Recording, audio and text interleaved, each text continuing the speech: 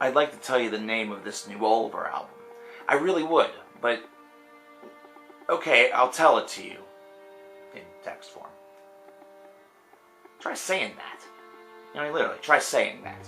It's the first letter of each sign in the zodiac, from Aries to Pisces. And this random seeming name is actually a very good metaphor for the album itself. 12 tracks, all based around improvisational shows that were done during 2015 from 12 different locations. 80 minutes of music, 2 discs. Ulver. Yeah. Doesn't seem like it's all of that out of the realm of possibility for the band. And it's very true.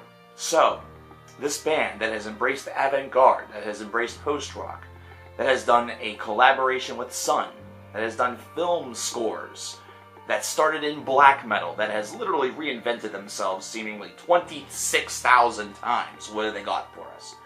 What they have is something that feels almost as though it was recorded in a cathedral, because it has that ethereal shine to it. And it has also the feel that it wasn't recorded live, that it was recorded instead in this very boombastic chamber with nobody but the band there. And because of that, it gives it a very intimate and a very emotional backdrop. England's Hidden immediately sort of transforms you into this world where it seems like this band has just arrived in front of you and has begun to just go into their own universe. And you have to admit, whenever you hear some of these tracks, if it's truly an improv affair, and I gotta say that it's gotta be, then these guys know one another like the back of each other's hand. Moody Sticks, which is track number 3, is a callback to Doomsticks from A Quick Fix of Melancholy from 2003. That EP was actually my introduction to Ulver. It's fantastic, and this is the closest thing that maybe Ulver would ever get to something dancey or funky. And it's actually very nicely done. But then you get into Chromognosis, which is track number 4, the first 9-minute, near 10-minute track, and we start to transition a little bit. And by the time you get into tracks such as Desert/Dawn, you start to realize that there's a lot of mantra, there's a lot of minimalism, there is drone even, and also you see that Desert/Dawn is a tremendous highlight. It chronicles very nicely what you would feel to be the wandering of somebody in a desert that is seeing the monotonous similarities of the very terrain that surrounds them. It's something that seems everlasting, as though this desert will never end, but until you see the dawn that comes afterward, the dawn that sort of comes after wandering around for an entire night lost and feeling as though everything looks the same and escape is impossible. The ending point of this song, Dawn, is absolutely beautiful, and done so in a progression of chords that is exceptionally well known. It's one that has been done multiple times before, but it's done in a way here that elevates the majesty of it and gives it just a brand new meaning. You see, sometimes you can do something that has been done before in a completely different style, and it breathes new life into it. It reappropriates it to something that is out of the ordinary and not typical. And that is exactly what happens with this very common structure at the end of Desert/Dawn by Ulver. Lyrics are seldom on this album. It's not something that is all of that present, but the 2 major times that it is, the potency is remarkable. The first of which is Nowhere, Sweet 16, jumping down to track number 10. And this is the only one that I could say really could have been written by the band. Because the other instance of this, Ecclesiastes, a vernal catnip, taken directly from the book of Ecclesiastes. Almost as though at one point in time the band listened to Turn, Turn, Turn by the Byrds, or perhaps by any number of other groups that have covered the track, or perhaps the original from the 1950s, and opted to just place this hauntingly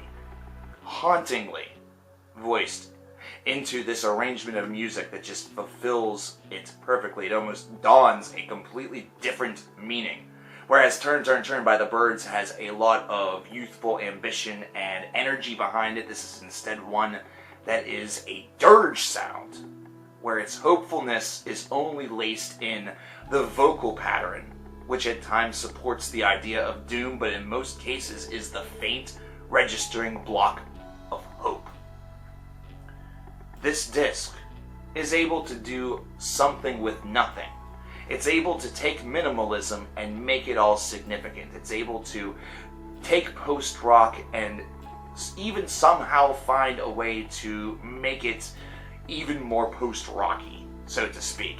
If you listen to bands such as Godspeed You Black Emperor or even some Sigur Rós, then you're going to find something on this disc that you absolutely treasure. If you listen to Sun, you're going to find droning that's going to be a bit, more going on with tracks such as perhaps D-Day Drone, but you're still going to find it to be extremely interesting.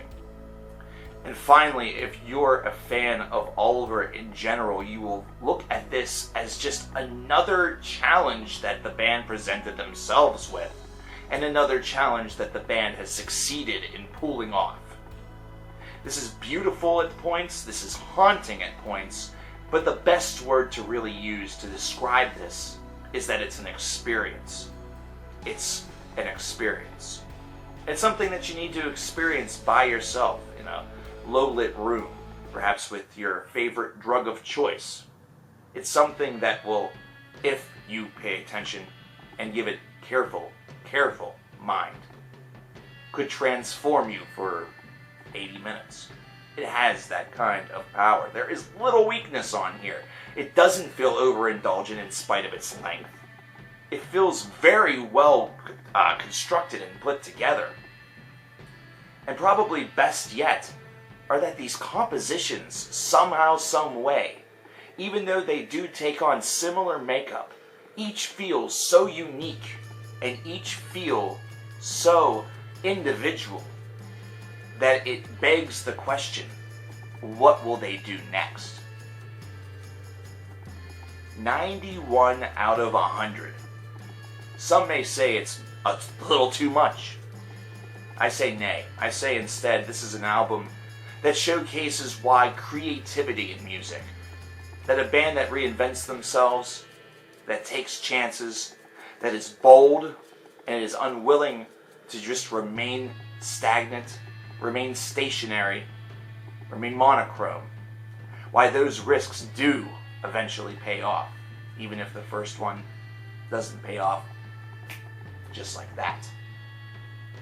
This is a band that knows their craft, has honed their craft, has morphed their craft, and has consistently delivered excellence with their craft. But that's just my take. What do you guys think about this album? What do you guys think about Ulver in general?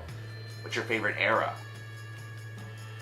Let me know in the comments below. I'm interested to know what your thoughts are about this album. I found this to be wonderful. I love it. But your thoughts are just as important. I am CoverKillerNation. I highly recommend this disc. Check it out. I'll talk to you later.